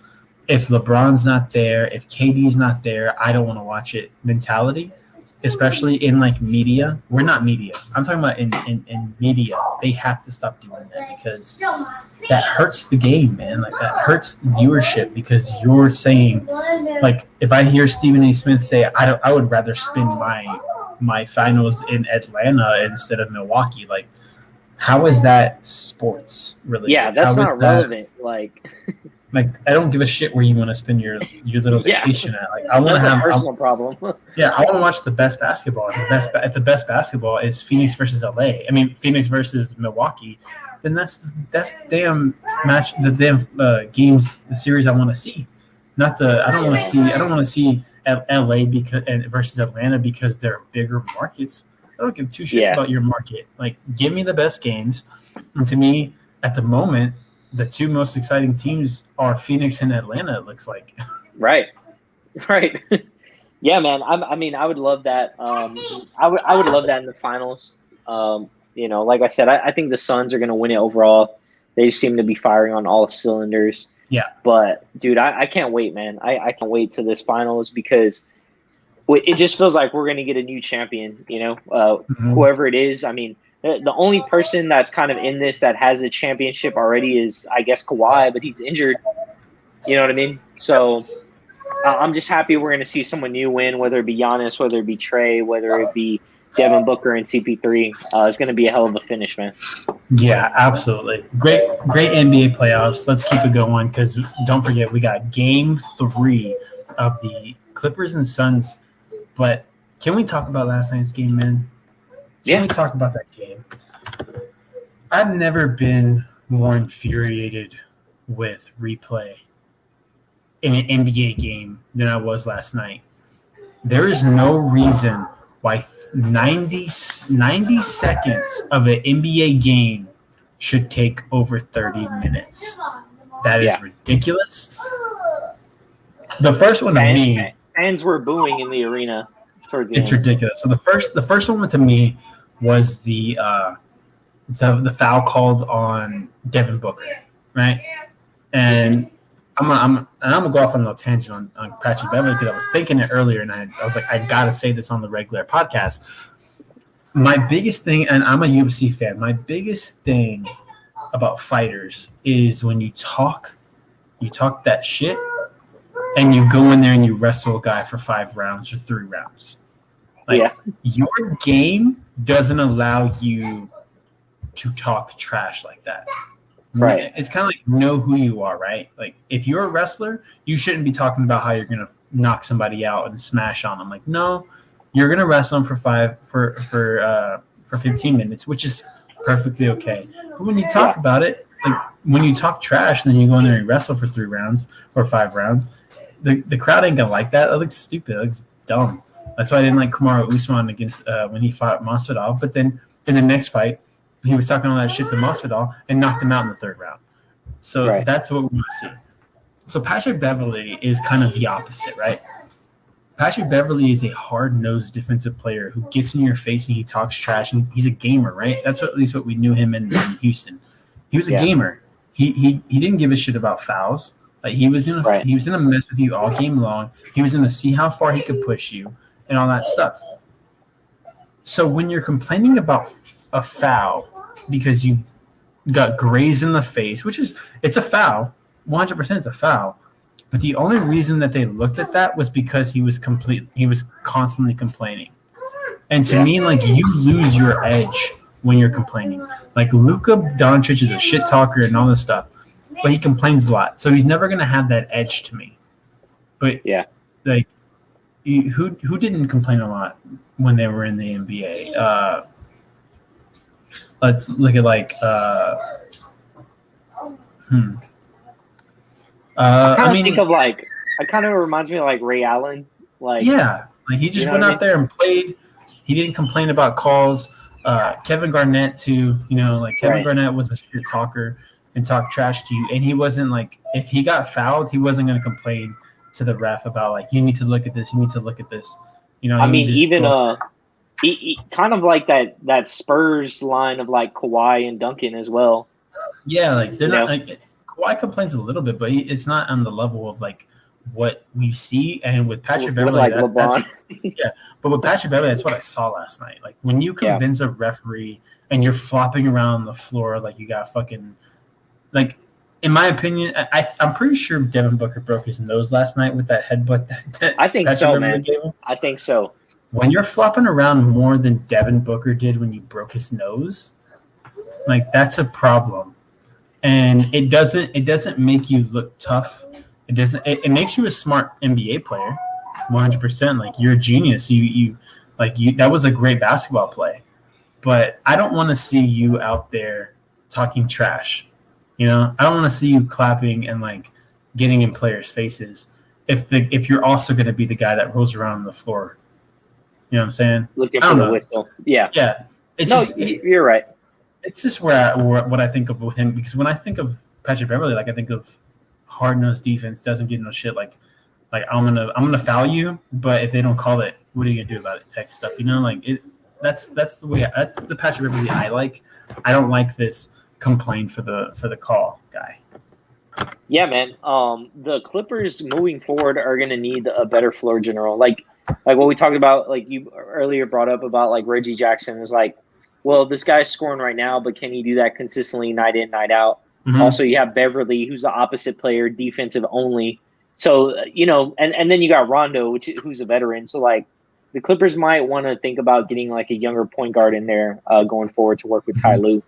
But, yeah, also, to try and segue this, is Patrick Beverley was also asked the refs to review the call where he hit the ball out of Booker's hands, but it was called out of Booker. There it is. That's where I was leading. Thank you. You knew exactly where I was going with that, because that is the worst review call I have ever seen in my goddamn life. Like, I understand where basketball analysts are like, they got the call right to the letter of the law, yes, but that's not what the review rule is put in for. And don't even get me started. The review call with when Devin Booker elbowed Patrick Beverley, they should not have been able to review that. But when Beverley complained, when rolling around the ground, he convinced the refs to say, "Oh, maybe we're going to call a flagrant." Right. Or no, right. They were like, "We have to make sure he didn't do a flagrant foul." But the thing is, you can't. You have to review the call on the floor, and if a ref calls a foul, you can't review that, I believe. Like, if the ref doesn't call a foul. No, I know what you're trying to say. Yeah. So, they shouldn't have been able to go back and look at that. So going into this one, like, in my opinion, in my opinion, review call should be if you don't know. Like, if the ref if someone knocks the ball out, if the ball like goes out of bounds and you have no idea who the call was made, you make a call. You say like, "Oh, okay, Suns ball," and then you review it and you're like, "Oh, wait, it's clearly out on the Suns, so it's a Clippers ball." That's what should be reviewed. Not if you think like in real time, that was clearly out on Patrick Beverley. Like, in the history of the NBA, that is a out of bounds call on the Clippers. Right. But because Beverley complained and for some reason the refs think that they have to appease all these damn players, They go back and look at it because they know they have the ability to look at it, and they spend 10 minutes looking at this damn thing. And in my opinion, even though it's clearly off of Devin Booker, it's clearly off of him. He was the last person to touch it, but it's because that's kind of how physics works. It's my issue with the when a player hits the ground and you have to make sure the ball didn't move. And in my opinion, like, it's physics. It's very hard to keep that ball from moving. Just like it's very hard to be the last person. If you're handling the ball and someone just tips it, like, you're still kind of handling it. But when that player tips it, it interrupts it. Yes, but it's also coming off of your hand, especially if the guy is like hitting it away from himself, like, or towards, like, towards the right, towards your dominant hand, because you're dribbling that way. So when the ball hits you, it's going to be coming off of your finger. Right. But it's clearly off of Beverly. And the fact that they took 10 minutes to figure it out means that, one, to me, it wasn't conclusive. So the call on the floor was out on Clippers. If the call is not conclusive, then it should be Suns ball. It shouldn't be confirmed, but it should be upheld. Because that's how the NFL does it, is like, if we review it, we can't tell, then we don't overturn it. We don't say confirmed. They don't say confirmed. They say upheld. Right. But when it's like clearly, okay, yeah, it was clearly a out of bounds. I mean, it was clearly the person stepped out of bounds or whatever. So overturn it, or it's confirmed, or whatever. So I don't know, man. Just, to me, that wasn't enough to overturn it. I understand the letter of the law, but when you start doing the letter of the law, then every single play should have a foul call. Every single play should, every single out of bounds, like, or every single tip ball should be probably overturned. Like, we can't do that, and you can't leave. If you're the refs, you can't put that decision in your hands. Like, you're upsetting the flow of the game. You're kind of making the game go the way, even though it's not consciously, it's subconsciously going the way that you want it to go, and that will lead into my next point. Yeah, I mean, I think you kind of hit where I was going to go with it, is like the NFL catch rule. Like, for a couple years, it was like, it was too by the letter of the law, where, like, if somebody caught it and then they hit the floor and then it barely grazed the turf, it was like, oh, it's incomplete all of a sudden, even though in real time it was clearly a catch. So I think the NBA needs to take that into perspective. Patrick Beverly was the one who hit the ball out of bounds. He was attempting to hit the ball out of bounds. Booker was not trying to have the ball go out of bounds. So I think there needs to be some adjustment to that rule. Like, if somebody is attempting to hit it, because Booker was not attempting to hit it at all, right? Like, it was out of bounds on him technically, but that wasn't his intention. He wasn't trying to grab the ball last. The ball was just hit out of his hands and his finger got it or whatever, right? So I think there needs to be some adjustment. There's sometimes an offensive player, the ball's tipped and then they reach and then they fumble it and it does go out of bounds on them. To me, those are two different scenarios. So hopefully the NBA address that in the offseason. Yeah, I think for like clear stuff like that, where it's a steal attempt and it bounces out of bounds, it's clearly out on the other team.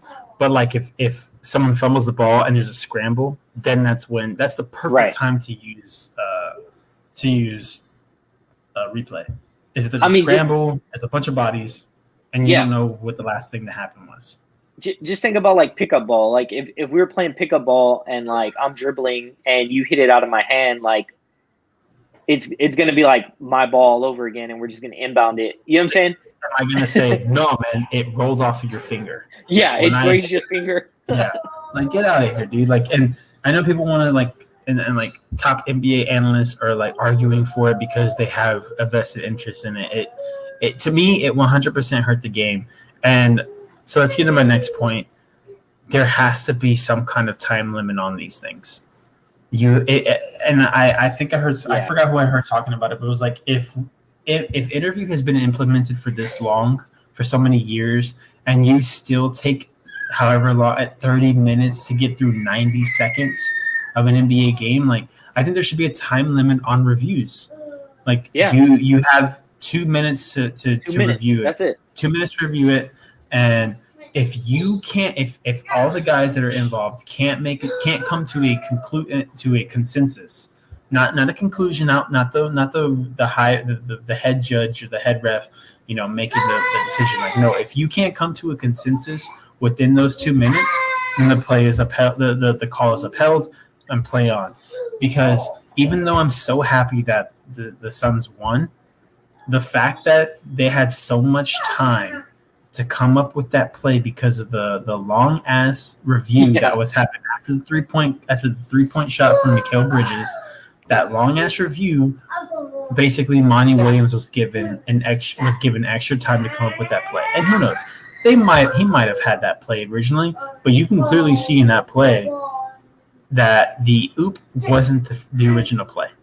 The original play was to get Cam Johnson going towards the basket. He couldn't get free. They changed it real quick, and we went to Ayton, and obviously it worked out well. But if you're not given 10 minutes to figure that out, it's a free timeout for Monty Williams, and it's not fair because he was out of timeouts.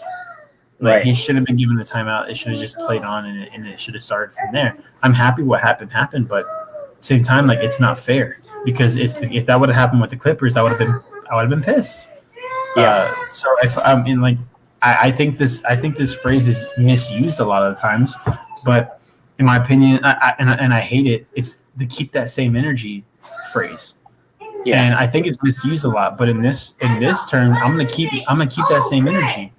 If I would have been pissed off about it if it happened with the Clippers, I'm gonna be pissed off about it happening to the Suns. That's an unfair advantage that the Suns got, and they came up with a genius play. Yeah, and they won. They got the win.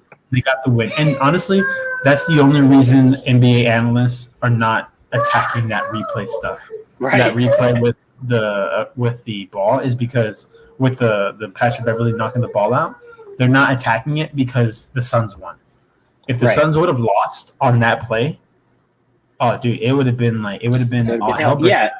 Yeah. If Paul George would have went down and knocked those free throws down, completely different story.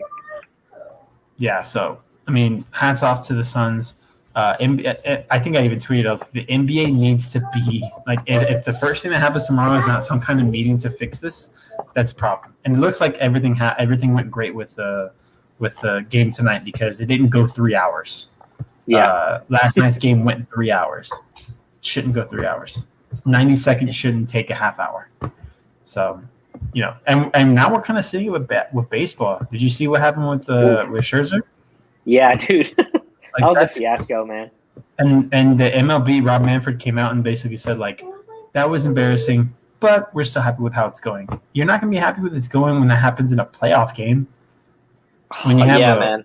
Especially, and I heard one. I didn't hear this take at all. When I heard Stephen A. Smith talking about it, Joe Girardi attacked the what is it? I'm trying. Why am I blanking on the word? He kind of hurt Max Scherzer's credibility, asking for it 3 times. Max Scherzer, there's no reason to think that he's ever done that. He's been this great for a very long time. And you're Joe Girardi, and you make them go out 3 times, and all 3 times you don't find anything. In my opinion, because Joe Girardi is such a respected figure in the baseball world. Media respect him, baseball. Yeah. Respect him. So now you have everybody wondering, oh, is Max Scherzer cheating? And you put that out there in the universe. People are gonna talk about that now. Did he have a reason to say that? Does Joe Girardi know something that we don't know?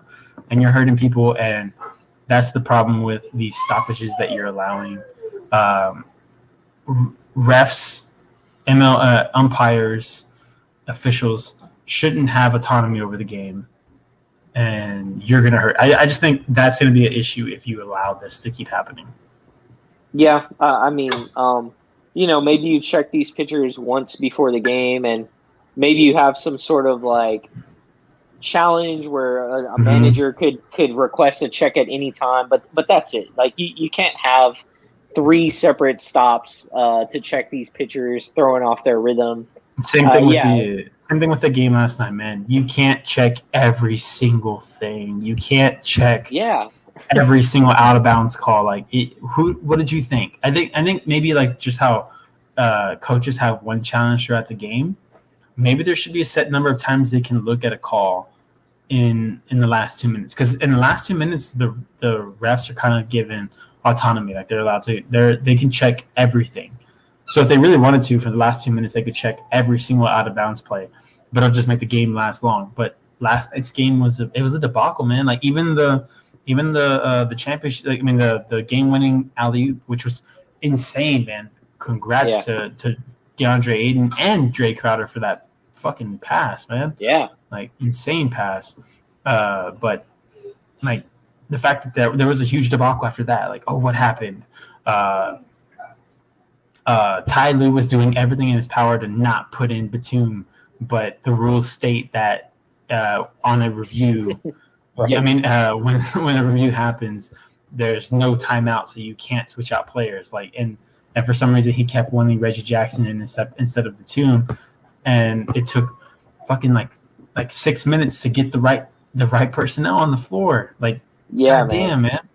Also, why do you have the replay center in New York or wherever the hell it is? Like, if you're not going to bank on those guys to help speed these processes up, what do you have them for? I mean, there should have been a guy in that replay booth said, hey, we just rewinded the tape, and before that play, it was Nick Batum on the floor and not Reggie Jackson. Have that go to the ref's ear, and that's it, man. That, like, it's into discussion. Why are these guys trying to rewind a computer on the sideline? Like, come on, dude. It was ridiculous, man. And if I was in Phoenix, I'd have been booing too. But at the same time, I would have been cheering. I probably would have went into work today, because I would have been like drunk as hell after that alley, because that is an insane play. DeAndre Ayton, man, Jay Crowder, and I even tweeted after that play. I was like, that play is why I look at Monty Williams as one of the best coaches in the NBA, and I think it was put on the clearest day. That's one of the reasons I have the Suns winning, is because everything that they fought back against, the Clippers fought back against in Dallas and in Utah, they're not dealing with that with Phoenix. Like, everyone, the entire offense flowed through Luka. So you knew if you could stop Luka or slow down Luka, everybody else will not be able to win the game for him. And you do that. However, Phoenix is a well-rounded team. Everyone can score. In Utah, I think Quinn Snyder was just from top to bottom outcoached. You're not out. I mean, you might be able to beat him, but you're not going to outcoach him for 4 games in a row. With Monty Williams, it's just not possible. So, it's gonna be tough. Yeah, man. Yeah, I think you hit the nail on the head. That's why I'm picking Phoenix. Man, if they win, it'll make their lives all easier, man. All right, so one more topic before we head out. Kevin Durant. Yeah. Kevin Durant. Dude, honestly, before I saw what happened in Game 7, when KD hit that shot, I thought it was a 3. I turned the game off, and I was like, game over. I didn't realize it was a 2 until I saw people saying on Twitter, overtime. I was like, oh, shit. Yeah. Like, what the – oh, shit. Like, I guess I got away too early. And he doesn't score in the overtime.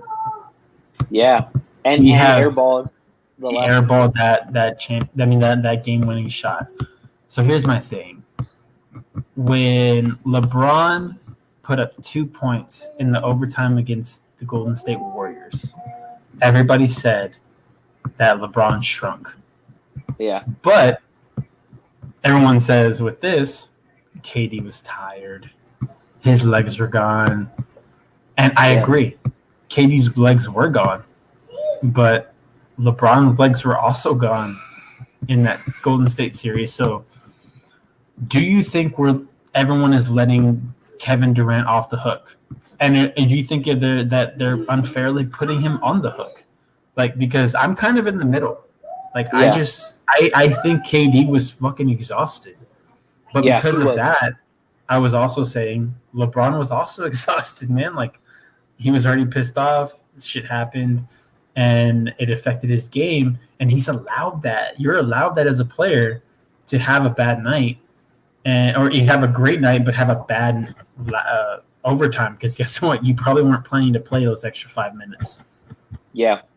No, So I'm still I'm still keeping him on the hook mainly because I saw a tweet from a guy that I follow. He does local radio here, and obviously KD went to UT, so they continue to hype him up. But basically his tweet was to the extent of KD's magnificent performance was ruined by another James Harden performance in the playoffs.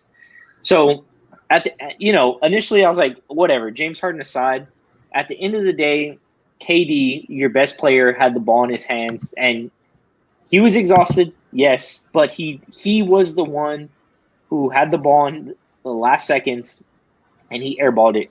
mm-hmm. So if you're, the night before, if you ask me if I'm Steve Nash and you're like, hey, the game's going to be in KD's hands, he's going to have a shot to win it at the end of the game. Do you want KD to have the ball? Absolutely. You want KD to have the ball. So as exhausted as he was, he still came short on that shot. Literally came short.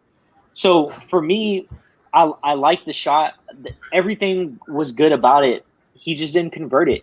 And I thought about the same thing that you brought up. If LeBron would have taken that shot, people would have burned him down, man, including me, because I'm not a huge LeBron fan. I would have said, man, LeBron fucking airballed it. Like, he fucking sucks. So yeah. I'm going to hold KD by that standard. Like, I get it, bro. You were tired. It's been a rough year. But I'm not going to feel bad for you for being on a super team. And you came up. You had a chance to win it. You tied it. It went to overtime. You had a chance to win it again, and you airballed it. So I'm keeping you on the hook. KD has to deliver a championship in the next 2 years, or I don't really have much else to say about that. I mean, all right. So here's my thoughts. I don't hold him on the hook, but if I am going to hold him on the hook, I'm not holding him on the hook for airballing. I'm holding him on the hook for having his foot on the line on that shot. Mm-hmm. Like, to me, that's worse. And the reason I say that is because you made the shot, and I'm pretty sure he thought he was behind the line, but it's your responsibility as the shooter to know where your feet are at all times, to know if you're in front of the line or behind the line at all times. And that's before you keep going. Also, I think on the last shot he had his foot on the line as well. Oh, so he would have been tied again? No, they still would have won, I think. But just adding to your point that he did it again on that. It's because, like, to me, like, that's a harder shot. That's why people coaches say, like, if you're gonna shoot that 2-pointer that's inside the line, why don't you take that step back and just work on that shot right there? Because 3 points is better than 2. So. Yeah, I'm gonna go on him more about not having his foot in the right position to win the game. Like, he tied the game, yes, but it's a moot point if you're a centimeter behind the line. Yeah. So it was a 2-point shot at the end of the day. It was a nice shot, but it was only worth 2. Yeah. So but if he hits that, if he takes a half step back, it's a 3-point shot, and you don't have to worry about him not showing up in overtime. Yeah. There's no conversation about it because he won the game. So that's what I would attack him more for. I'm not attacking either of them for it because the dude had to overcome so much. Forget James Harden. I agree. If James Harden's on the court, you're James Harden and you're on the court. I think if you're on the court, don't use injury as an excuse. I don't want to hear it. Yeah. If you want to make injury an excuse, then don't be on the court. Yeah, don't play. Exactly. But if he was one-legged, yes, but he was on the court at the same time. Like, it doesn't matter. Like we've heard countless players in all sports say, from the minute you start the season, you're not 100%.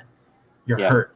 Go out there and make the plays. And it's not like he had his first, I think it was a game 5 where he had 5 points. Like, James Harden had a decent game. He didn't have a bad game. He hit 2 threes. Like he was okay. So you should be able to help. Don't get me started on Joe Harris. Joe Harris completely did not show up. Yeah, man. What? I don't know what happened to him, man. To me, in my opinion, when you see that, you shrunk in the most important moments. Whereas you have a guy like KD who stepped up, and when you have one guy step up, you need to step up as well. But there's also an argument that KD couldn't get his team to step up, couldn't lead them, and we know that his leadership is a big deficit in his game too. So there's that as well. Yeah, man. I definitely don't want to get an impression of like knocking his effort because it was brilliant basketball, but game 5, man. I mean, that's a virtuoso. Game 5. Exactly, man. That's something that I think people will look at forever.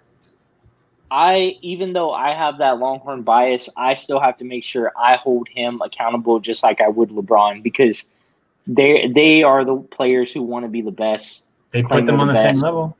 Exactly. So, I think that's what it comes down to for me. I mean, clearly if Brooklyn was healthy, they probably would have won the whole thing, but they weren't, and they didn't. Things happen for a reason. Maybe also Milwaukee barely got by and off the hook, and maybe Atlanta will expose them. We don't know.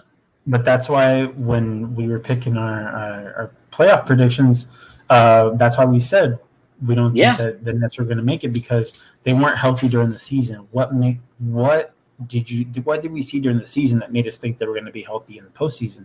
The postseason, we saw it. Kyrie went down. The game gets way more competitive and way more intense. It gets more physical. And I know people say defense doesn't matter.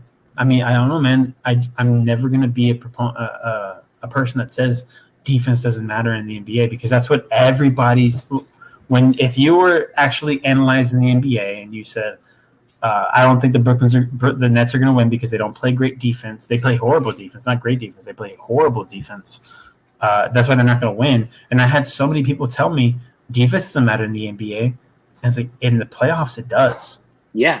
In the playoffs, it's all about adjustments that you make on the defensive end and on the offensive end as well. But can you make the adjustments on the defensive end? Because every now and then you're going to have a guy like a Chris Middleton go off for 30 points. You're going to have, like we saw tonight, Drew Holiday went off. Can you make the adjustments to make sure that he doesn't go off? Or even with Atlanta and Philly, like, okay, yeah, you neutralized Trae Young, but you didn't stop Kevin Huerter. You have to be ready for that, for a guy like a Trae Man, a Terrence Mann to step up or a Reggie Jackson to step up. Can you make the defensive adjustments to make sure that person doesn't beat you? And exactly. I think people need to stop saying this defense doesn't matter. It does matter. Bro, I legit was wondering, why is Miami Heat not in the running in the conference finals? Like, I don't know what happened this year, but they have that defensive recipe. That's what they had last year that got them all the way over there, Mm-hmm. So you gotta have that. You gotta have that mix. You gotta have the offensive end because I think Jimmy Butler was so tired on the defensive end that he couldn't step up on the offensive end. And last year, dude, Tyler Hero was legit, and this year Tyler Hero was a 6-man. Flat, man. Yeah, like that's not good. When you think he's supposed to be the guy, and then you trade for often injured Victor Oladipo, like you can't expect him to take it out, to pull it out. So good on the Bucks, but congrats to the Hawks on a great Game 1 win. And they say the playoff series doesn't start until the away team wins a home game. I mean, wins an away game. And we just got that in Game 1, so we have a series now, right? Yeah, man. It's going to be a hell of a series. I wish the best for Trae, man. Like Trae and Giannis, you can't really lose. Like both of them seem like super hardworking guys, man. So hell yeah, it's gonna be an epic finals, man.